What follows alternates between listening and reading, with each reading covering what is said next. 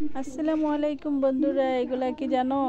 একদম জিভে জল আসার মতো একটা ভর্তা বানাবো এগুলা দিয়ে। তো এই হচ্ছে আপনাদের জাম্বুরা। তো এগুলা দিয়ে আজকে আমি ভর্তা বানাবো। অবশ্যই পুরো ভিডিওটা দেখার জন্য আমার সাথেই থাকবেন। আর এই যে ভর্তা বানাবার জন্য কিন্তু আমি একদম রেডি করে ফেললাম। আর এই জাম্বুরাগুলো আনা হয়েছে বরিশাল থেকে। তো অনেকটাই মিষ্টি, তারপর আবার অনেকটা রসালো ছিল।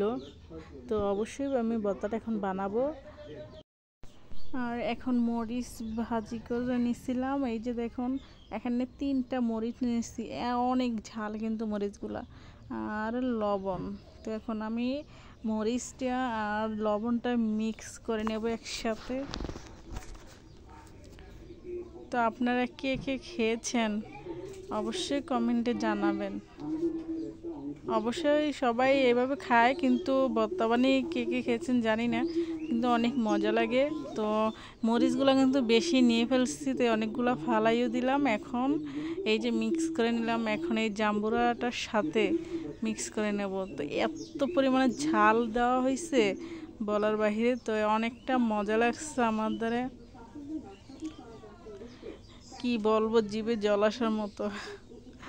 তো আমরা সবাই মিলেমিশে খেয়েছি। তো কার কার পছন্দ এই ভর্তা?